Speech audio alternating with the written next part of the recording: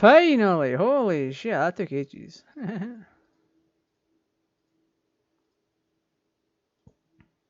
I know what the issue was this time.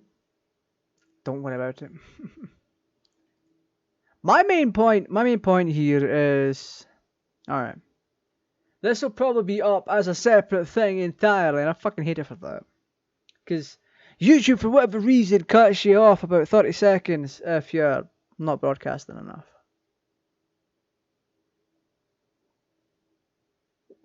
Or if you're not sending out data. We got blue screen. It's whatever. I'm used to it. But anyway, my initial point is we're now at a stage. We're now at a stage in gaming history where it's acceptable to throw a half-baked product out here. Now, with Rockstar Games and Take-Two, the bar has essentially been lowered even more to an almost non-functioning product. It's gotten that bad. Now, crash after crash after crash after crash after crash.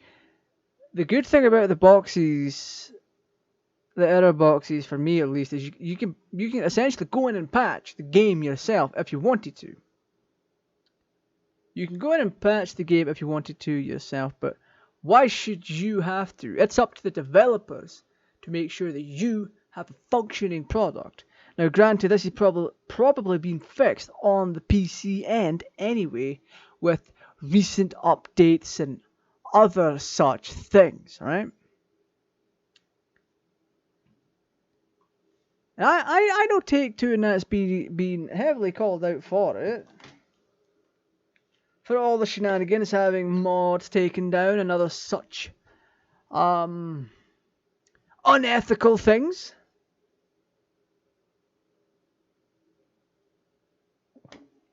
It seems to be that Take-Two we're only targeting things that use their property. I mean, modders could essentially still sue Take-Two if Take-Two tried to take down something that wasn't their own. Technically not allowed to do that. But Take-Two... Oh boy. It's a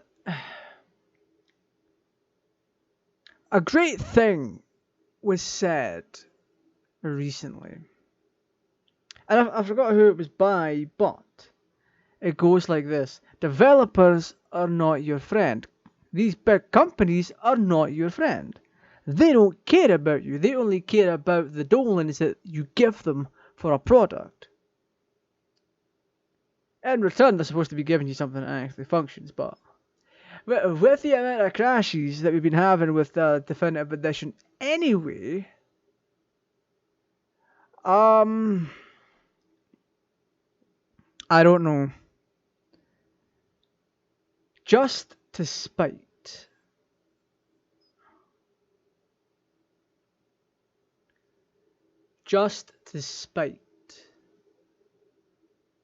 What's been going on. I might just actually play the originals at some point. It has to be better than this. Come on now. It has to be better than play for 5 minutes, you get a crash. Play for another 5 minutes, you get the same crash, but at a different point.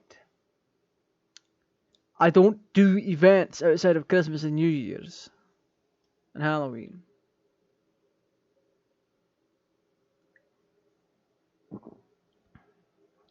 I haven't been asked to compete in to partake in any charitable events or anything, or else I'd be all over those streamathons and other such things. I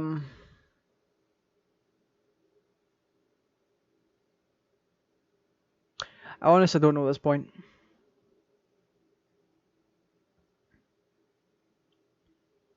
Take-Two, I've said this before, Take-Two should never have been Take-Two and Rockstar Games should never have been allowed to release Definitive Edition.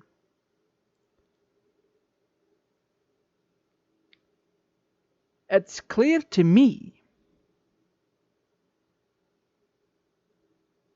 It's clear to me now more than ever that the game didn't even go through quality assurance testing to make sure that it worked. If it did go through quality assurance testing, then oh boy, someone should be fired for saying this game passes quality assurance. Because those Unreal Engine errors that we're getting, alright, they shouldn't be happening if the game was made competently. The original Xbox and PS2 and PC releases of those games were made competently. Rockstar Games and Take-Two have actively ruined them over time, destroyed them, made them worse overall. And people were still stupid enough to put money into it, knowing Rockstar Games, Take-Two, and now even Grove Street Games have a history of doing crap like this. It's just... why? I mean, granted, the secondary release of GTA San Andreas on PS2 at least had some bug fixes. There were some bug fixes, and I think bug fixes in 1.6 of GTA 3 on PS2. Because we in the UK got a print that we shouldn't have gotten, and that's actually very hard to come by, and it comes with a few different changes, earlier files and stuff. But yeah. I don't know about Vice City. Vice City seems to be the most competent game out of the trilogy. It doesn't seem to have been messed up outside of this one release.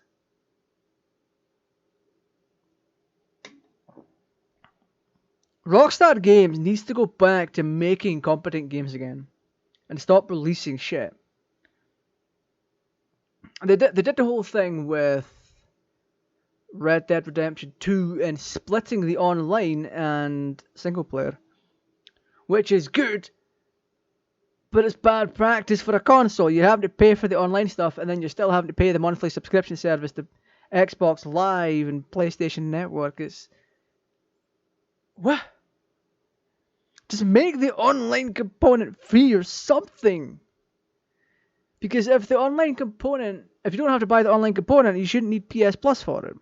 The same thing goes with friggin' what's his face. I had the thing installed. Fuck. I forgot what it was called. I had a game installed, and you didn't even...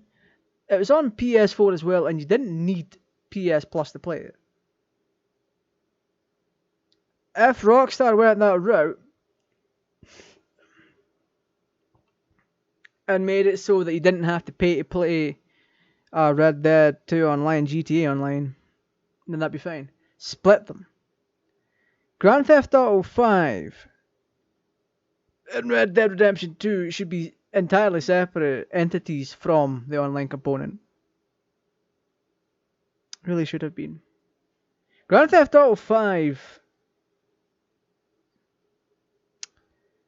while it's a downgrade from 4 and reuses missions from every fucking GTA game because originality, it's an overall downgrade, but it's the last competent thing. Well, yeah, the last competent thing that Rockstar Games has released. But people are going to be all up in the comments like, but what about Red Dead 2? Oh, with the amount of hackers that are coming into the online component and getting people banned and kicked off. Sure. Whatever. I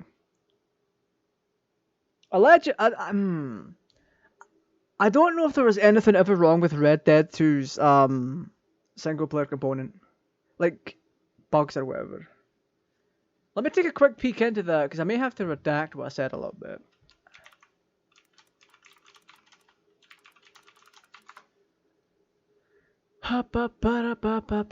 Glitches in Red Dead Redemption 2. List of glitches. Ooh, documents. As a part of... Well, that's 1.15.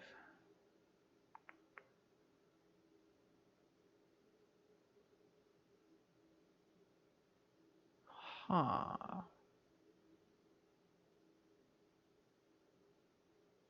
Okay, this seems to be just in general. Okay. Red Dead Redemption 2 has a 3 gigabyte day one patch to something. Fucking game radar. Fuck off. To ensure the best possible gameplay experience. Okay. Okay.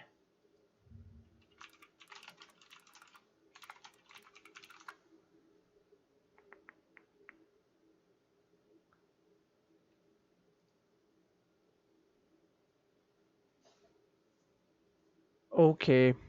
Last competent thing that Rockstar Games had released was GTA 5.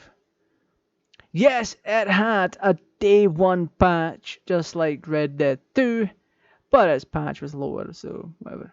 Now if you just guessed out GTA Online and your mince pies, wait, what? Get mince pies around our guide? No. The download is required before you can play GTA Online. Oh. Wait, yeah, okay, so interesting.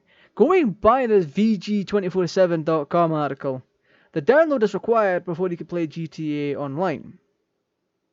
So I'm assuming that's just all the required files to make your character and then connect to the services. That's one of the things about GTA Online. You can make a character and do a thing and all that. However, Red Dead Redemption 2, it's over 3 gigabytes, but Rockstar strongly suggests you download Red Dead Redemption 2's day one patch before playing. Oh boy! Looks like we have an incompetent game on day one.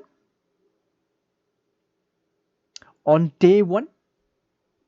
I mean, granted,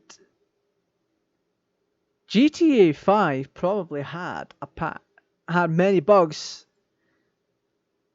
on its first day of release, on a PC at least. But here's the thing.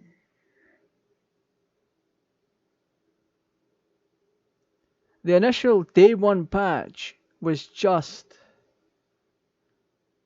literally just to connect to the online component. Wasn't a bug fix. You didn't actually need it. The article was saying that you could just head right into the single player. If it was a bug fix, it would be mandatory to update the game first before playing. That wasn't the case. GTA 5 had a more stable release than Red Dead 2, and anything recent that Rockstar Games has done. Anyway, this has been two sections of being ranty McRanty.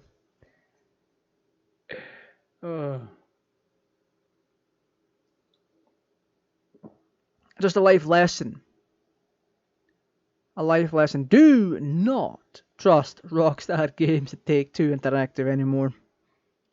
They haven't been worth a single dime of trust in a long, long time. Sure, they're milking Red Dead 2 and still milking GTA 5.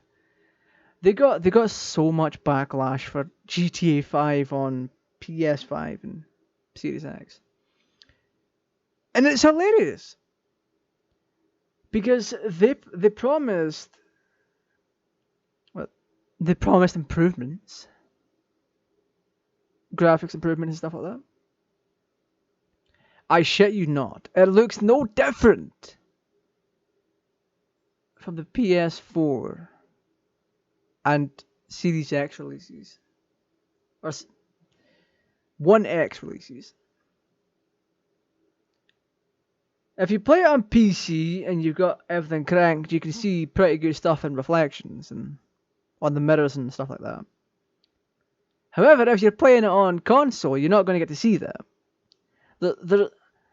It's like they took the setting slider and moved up ever so slightly.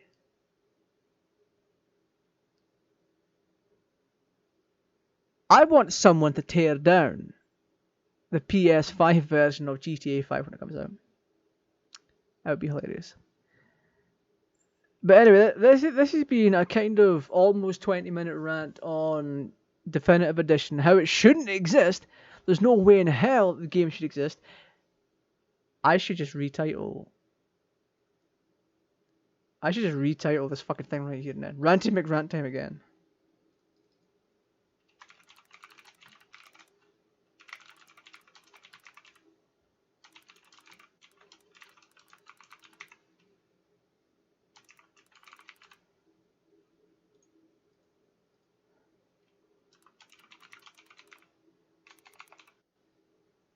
There we go. That's a fucking title.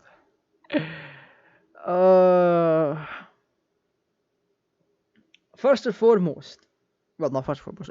We've been through a lot of stuff here.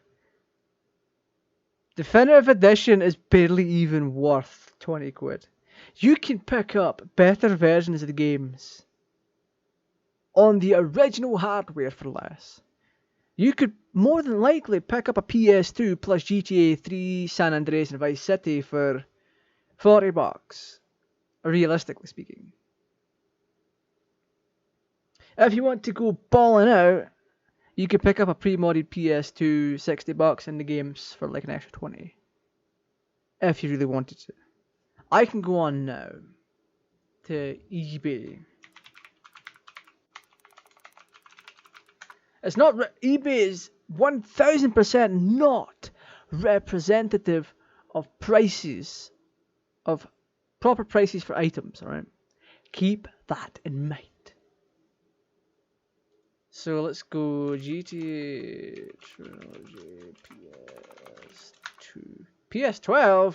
I'm in the future, boys!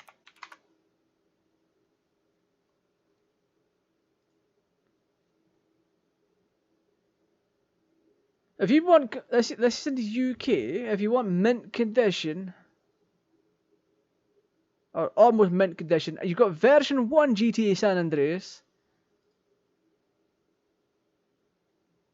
version 1.6 GTA 3, and whatever for Vice City, $30. That's just one single listing. $20.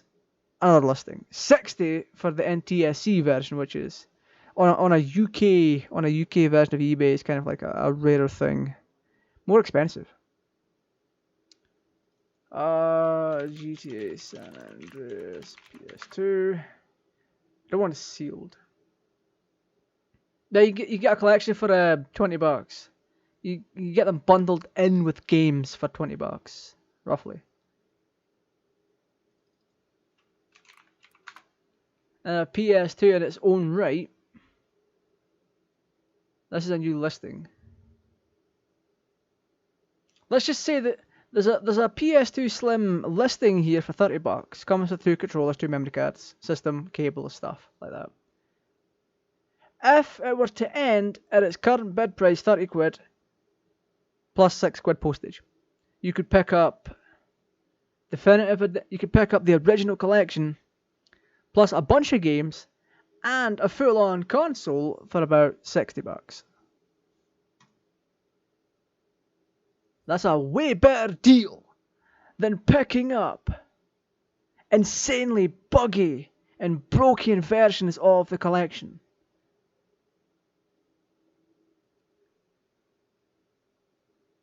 Rockstar Games is fucking deluded for this. They really are. They've taken a hit of acid and were like, this is okay. This is fine. This works. It'll make us friggin' big bucks. It really would. I feel bad for the people that paid for it. I feel bad for the people that paid for it. Now, if this was something that was like 15 to 20 bucks, fair enough. Fair enough. But 60 for what is essentially mobile ports to PC, Vadim M on Twitter was like, hey, we found this thing relating to mobile. Let's dig into it. And then he found code related to the touchscreen controllers that come on the mobile stuff.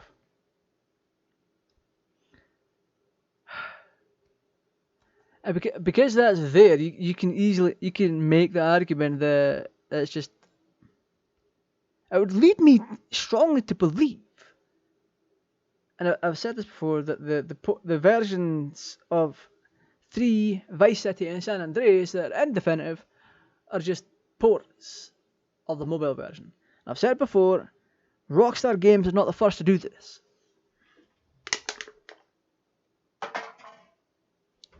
Square Enix has done it. The big boys from Japan that put out Kingdom Hearts, Final Fantasy, and got the license to a raunchy anime series that one time, Sekiri. Those guys, the big boys, Squaresoft, previously Squaresoft, Square Enix, they done it with Final Fantasy 9. Yep. It was dumb. It was dumb. The mobile version was ported to PC. Nothing was changed. They didn't hide it. It was still the same bullshit, upscaled, downscaled water painting of a background that was in the games. In this case, game. The mobile interface was still there.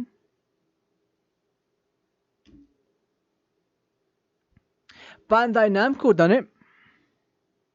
No one called them out for it. No one called out Square Enix for doing this. They should have. If you have the ability to do a good clean port, do it. Don't screw up. Don't make a fucking dog's dinner of it. Bandai Namco done it with Super Dragon Ball Heroes World Mission. That's relatively minor, but they could have at least hidden the fact that it was made for Switch and then ported to console and then PC. Because there's literal prompts to do the touch screen thing, where you just press a button and things happen. Bandai Namco should have fucking hidden that. And they really should have. Are you really going to buy a touchscreen PC to play Dragon Ball Heroes World Mission? There's bound to be one person out there doing it. Or one person out there that would do it. Personally, I would love to own an arcade cabinet for a Super Dragon Ball Heroes World Mission. Just putting it out there, I would put my physical cards to good use. And yes, I do have physical Dragon Ball Heroes World Mission, Super Dragon Ball Heroes trading cards. Well, trading cards. You can treat them as trading cards if you want to. I'll trade you this baby Broly for your Dark Dragon Ball Super Saiyan 4 Full Power Saiyan 4 Dark Dragon Ball Broly with the Time Breaker mask. My point still stands. If you're going to port something, don't make a dog's dinner of it. If you're promising things, come through with the promises. Don't be a fucking Peter Molyneux. Oh, we're going to promise you this fucking acorn, and as you progress through the game, it will grow and stuff like that. Because that man's made so many promises in his lifetime that's unreal. You can make an awful lot of it. But anyway. The whole point of tonight's stream was to play Vice City Definitive Edition, but it's crashing too much. And I've stated this tons and tons of time before, that it's the 1.0 release, so there's going to be bugs. I didn't realize it would be crashing this often. And it also depends on reboot. If I reboot my system, I might get lucky. It goes to show that the product wasn't tested. And if it was tested,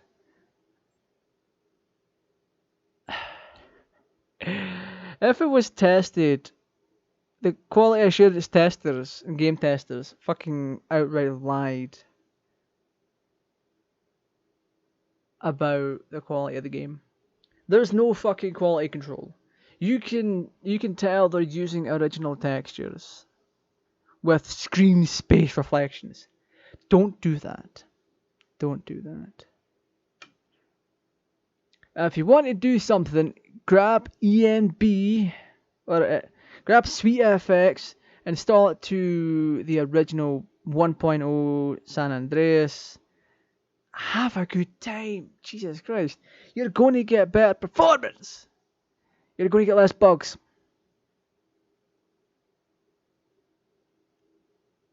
You really are.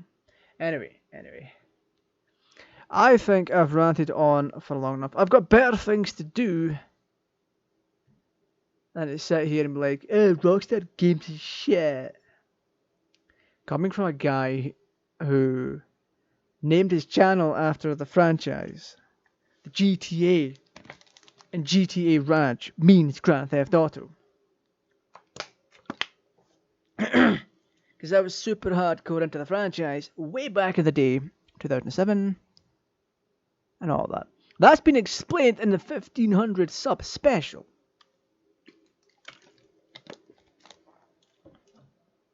So go check that out. I will actually link that. Oh, why is Mariah Carey appearing on my fucking feed? This was back in 2020, holy shit.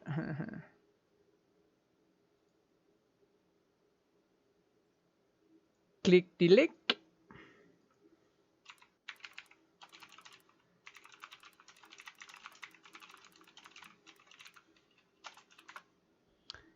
And I will get to pin this. 'Cause why wouldn't I? There we go. So for anybody that pops in after this is uploaded, they'll be able to see where I explain GTA Raj and when it's relevant to this conversation. Because it's kind of relevant now. I would have said back then I was one of the biggest obsessors of GTA. I had nothing really else going on. I was sitting... I wouldn't say watching videos because I really couldn't back then. I could, but I couldn't. It would take like 4 or 5 minutes to fully buffer a video, only for the video itself to be like 3 minutes long. It's whatever. My internet was from the Stone Age back then. Fun fact, it wasn't even my internet, it was the neighbours. They didn't have a Wi-Fi password and it was left open, so I was sitting using it. That's how I was able to upload videos back in the day. 2007, 2008, 2009, 2010, etc. Until we got our own equally shitty internet until like fucking 2016, where I'm like, let's get fibre installed. Then we move house and all that stuff. But point is, coming from someone who based their like branding on GTA, a franchise so beloved to my heart. I've got most of the games. I'm missing Chinatown Wars, GTA on the Game Boy Advance, and GTA London. Yeah, it's a downer to see how far a great Scottish company has fallen, right? It's a real downer. It's not like Rockstar Games is Atari. Or another big, stupid American brand. Who... Okay, so... My next train of thought is that they got too big, too quickly. And they couldn't handle it and they fucked it up.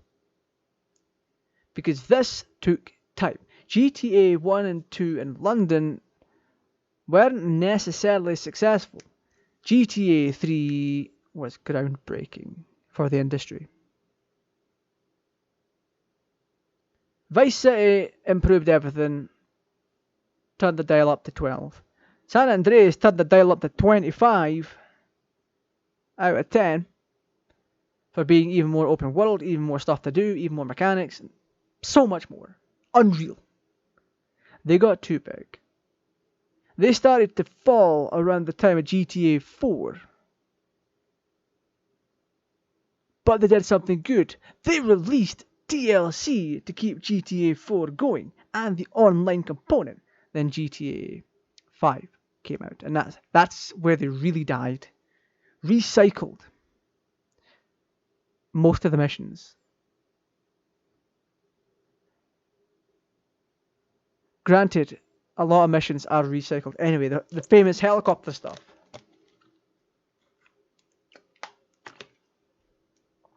All recycled.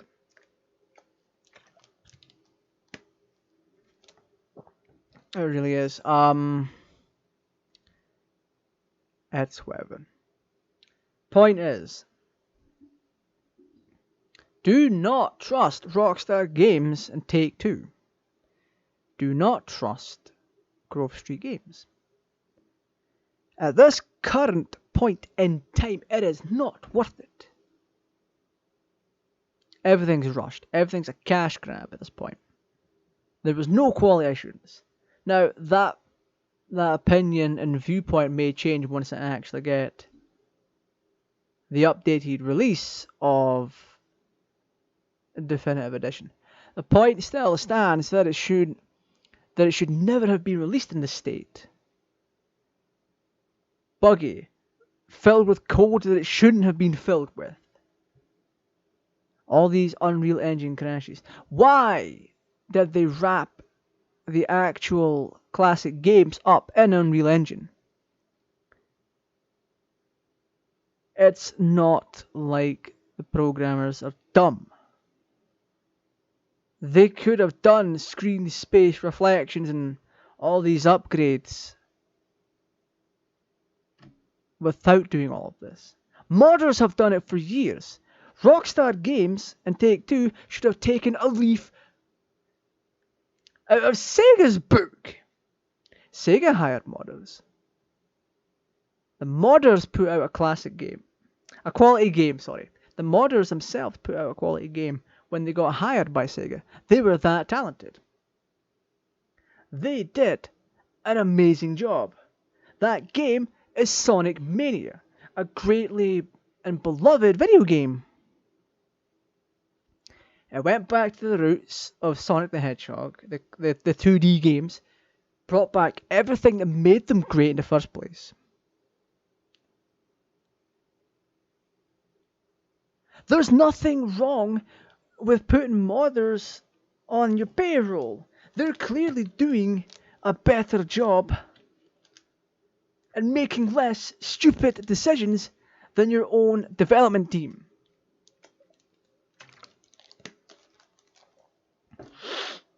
The weapon wheel, for example,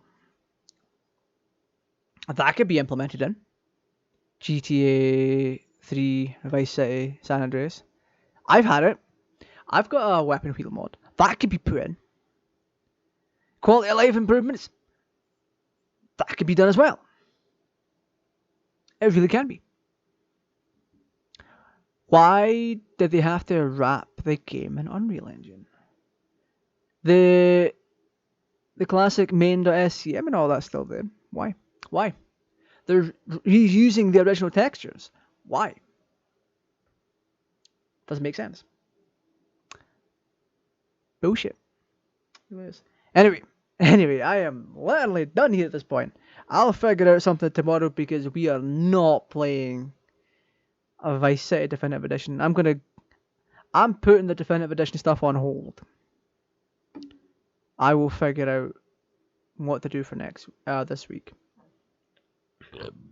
Oh, pardon me. Might fire up Forza. I might try and play some Dead by Daylight or something. I don't freaking know. But anyway, if you've enjoyed yourself, a sub to the channel would be theftastic. Don't forget to also like, comment, share, and click the join button if you want to support the channel. This has been GTA Raj. I'm gonna go sit in a corner and figure out what to do for the rest of the stream week. So, see ya later, buckos. Take care. Yeah.